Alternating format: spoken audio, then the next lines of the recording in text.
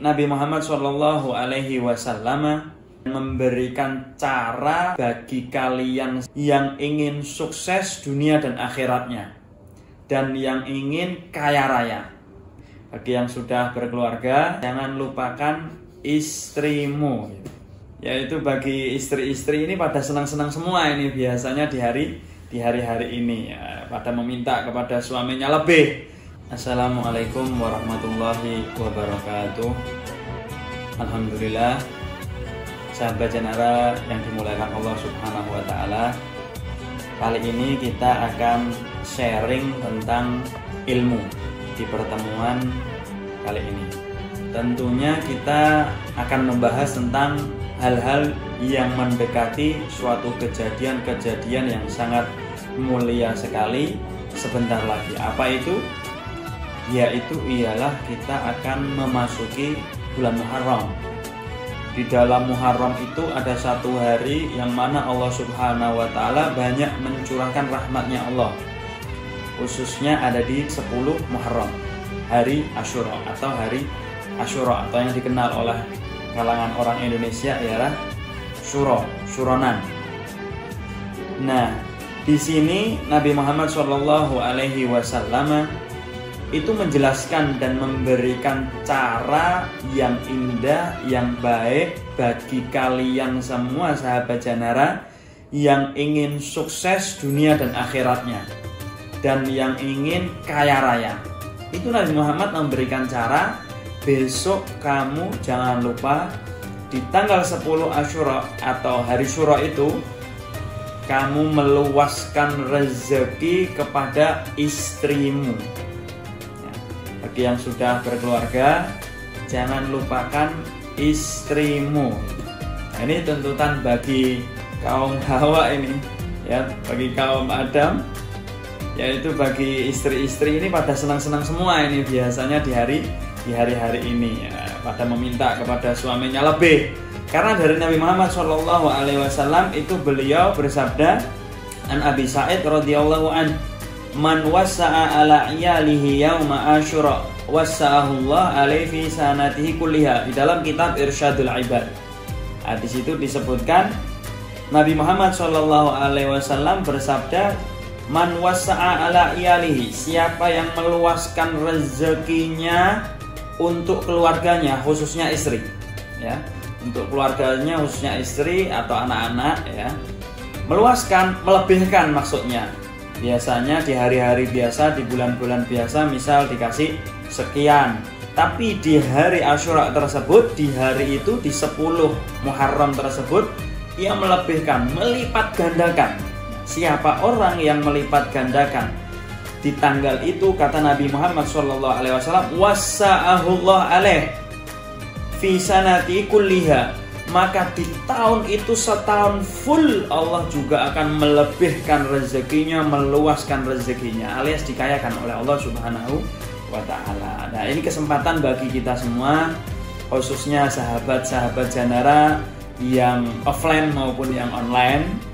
Nah, ayo jadilah kita orang yang sukses dengan cara Nabi Muhammad SAW.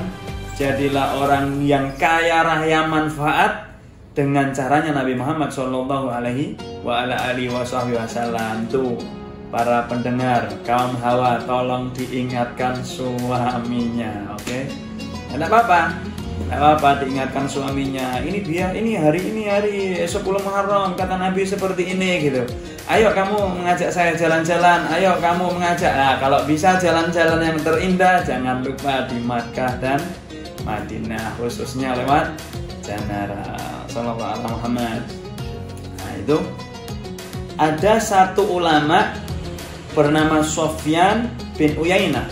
Sufyan bin Uyainah ini tatkala mendengarkan hadis tersebut, beliau mengatakan, jarrabnal amala bihadal hadis khamsina aw sittina sanah fawajadnahu kadzalik.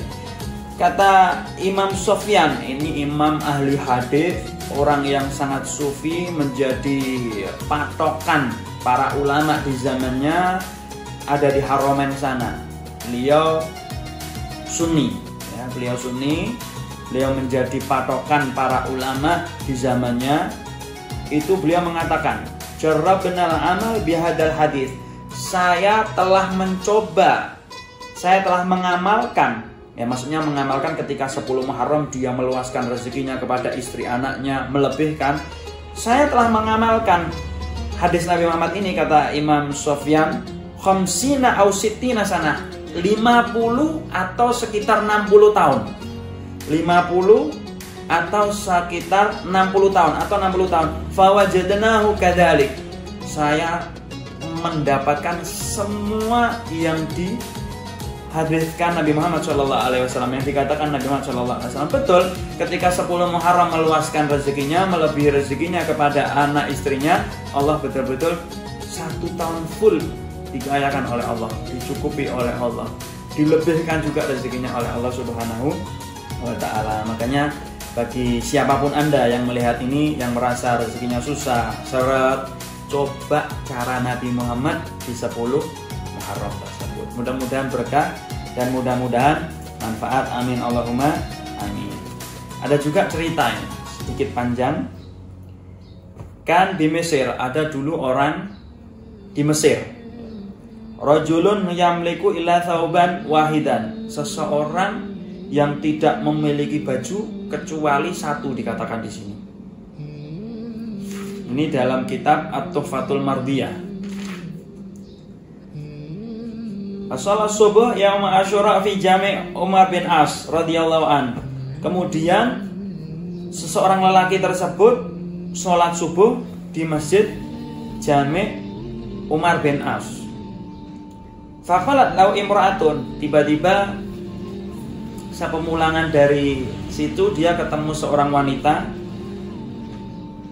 dan wanita tersebut mengatakan kepada rajul tersebut, seorang laki-laki tersebut, a'tini syai'an lillahi asta'in bihi ala auladi.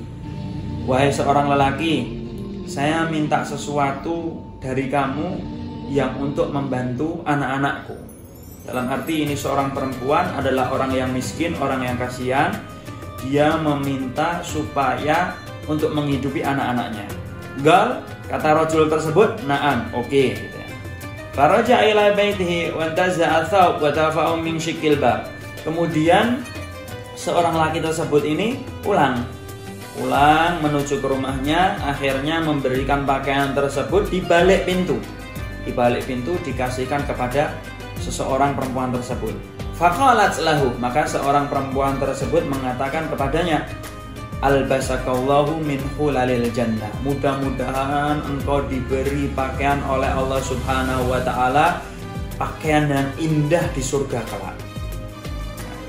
Maka fara'atil kalailah fil manam haura jamilatan. Tiba-tiba malam harinya rajul, seorang laki-laki tersebut tidur dan bermimpi melihat bidadari yang indah, yang cantik, wa maha tuhafatun laha raihatun thayyibatun. Dia membawa sebuah, bidadari tersebut membawa sebuah apel yang mana harum, wangi, cantik, thayyibah dan bagus. Fakassarha fawajada fiha hullah.